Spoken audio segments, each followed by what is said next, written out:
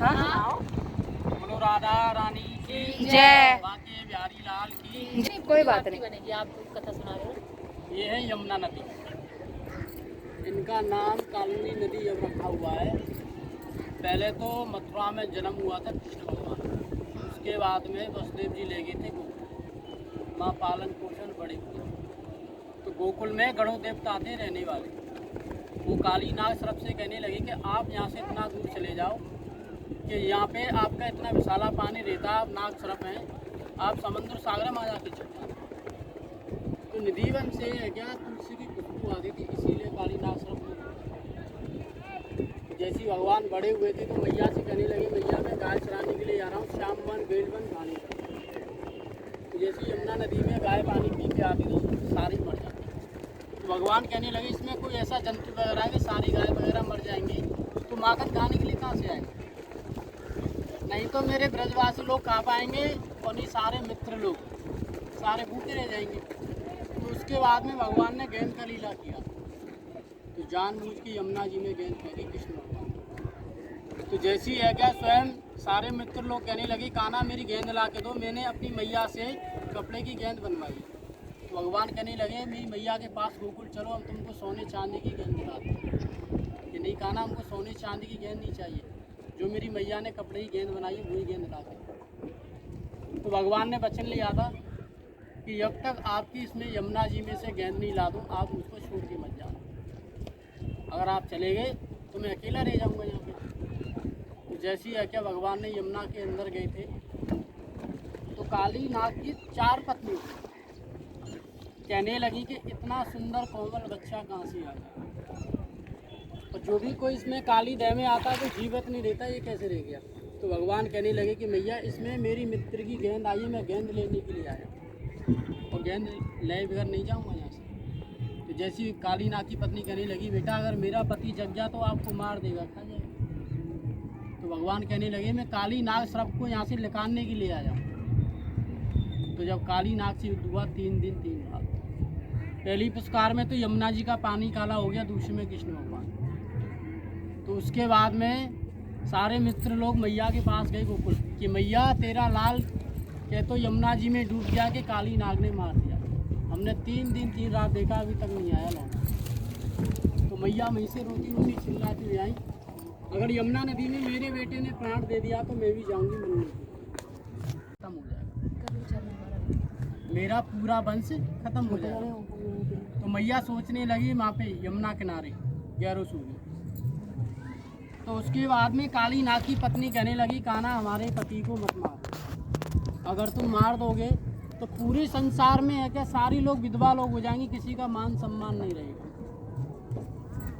हम तो गोकुल के रहने वाले थे, सबसे पहले हमने आपकी छत्र छाया की थी जब है क्या तुम्हारे पिताजी गोकुल ले जा रहे थे मथुरा से।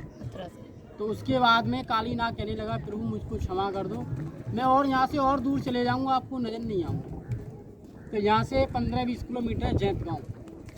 तो उसने पीछे मुड़ के देख लिया था कहीं कृष्ण मेरा पीछा तो नहीं कर रहे, तो मैं ही पत्थर का बन जाता, वो कभी वापस नहीं आएगा।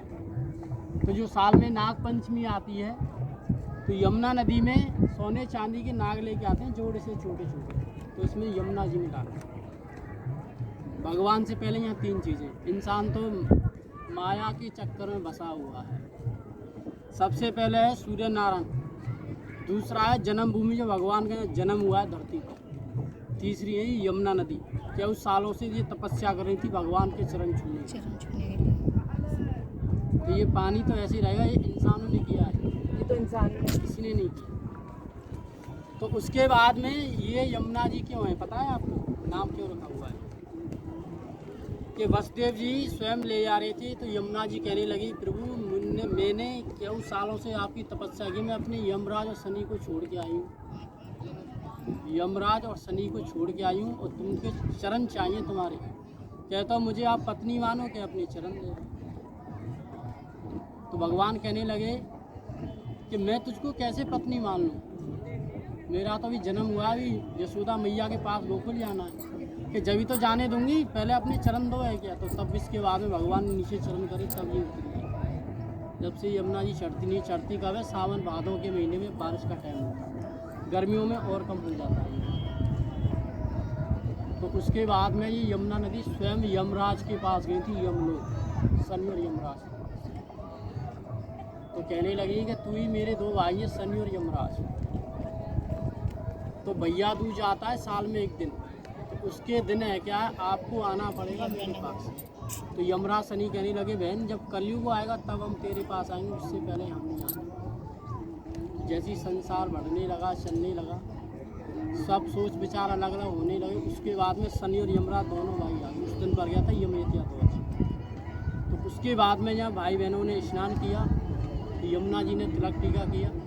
तो उसके बाद यमराज कहने लगा कि बहन जो मुझसे मांगना है आज तू मांग ले, आखिरी दिन फिर नहीं हम आने वाले, तेरे पास तो लोग आएंगे पर हम नहीं आएंगे, हमको समय नहीं मिलेगा।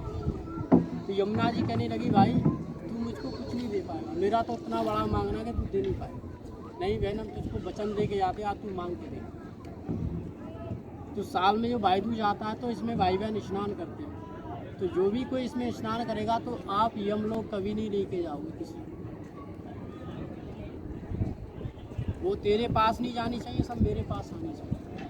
तो यमराज कहने लगा बहन तूने तो सब कुछ मांग लिया, मेरे पास क्या बचा, मेरा लोक सूना हो जाएगा, तेरा संसार अमर हो जाएगा, इतना बड़ा वचन मैं नहीं दूँगा।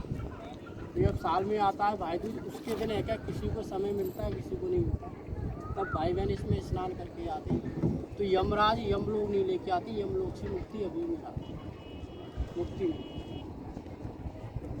तो तब बोलते इसको कालिंदी नदी यमुना। ये यमुना जी कभी साफ नहीं हो सकती, ऐसे ही रहेगा पानी, क्योंकि ये शहरों के बीच में के आ रही हैं, जंगल से आ रही हैं, कोई पता नहीं कहाँ है के बह के आ रही हैं।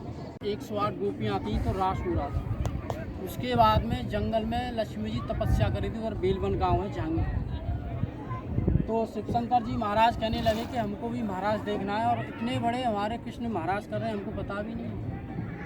तो जैसे ही वो चलने लगे निधिवन की तरफ है गया, तो ललता सखी विशाखा सखी कहने लगी कि यहाँ पे नर लोग अलाउ नहीं है, सिर्फ नारी की सेवा, और कृष्ण की सभा इसमें कोई अंदर नहीं जा सकता। तो कहने लगे हम तो कैलाश पर्वत को छोड़ के हमको तो निधिवन में महाराज देखना है, कैसी ना कैसे करके। तो उसके बाद में स्वयं यमुना जी ने अपने शूला श्रृंगार कि जाओ अब आपको कोई नहीं पहचानेगा, सिर्फ कृष्ण की। तो राधा रानी रावल गांव से आई थी, वही का जन्म स्थान है, वहीं की रहने वाली, बरसाने की नहीं, बरसाने तो बाद में नहीं। कौन सा गांव है? रावल गांव। यहाँ से है आपका 20 किलोमीटर, 2 मील से 5 किलोमीटर आगे चलते यमुना पार।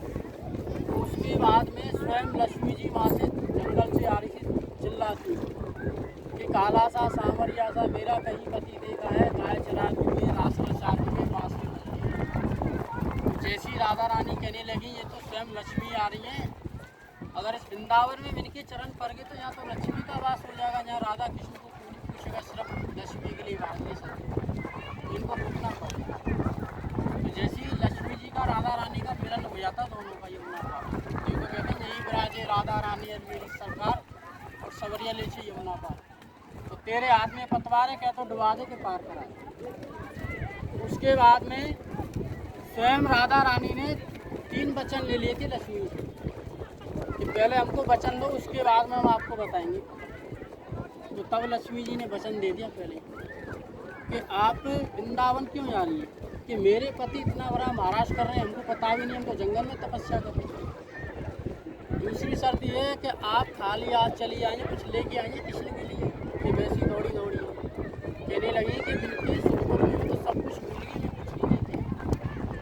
तो बहुत दामन में वो गई थी, दाल और चावल मांग के लेके, तो इनने खिचड़ी का प्रसाद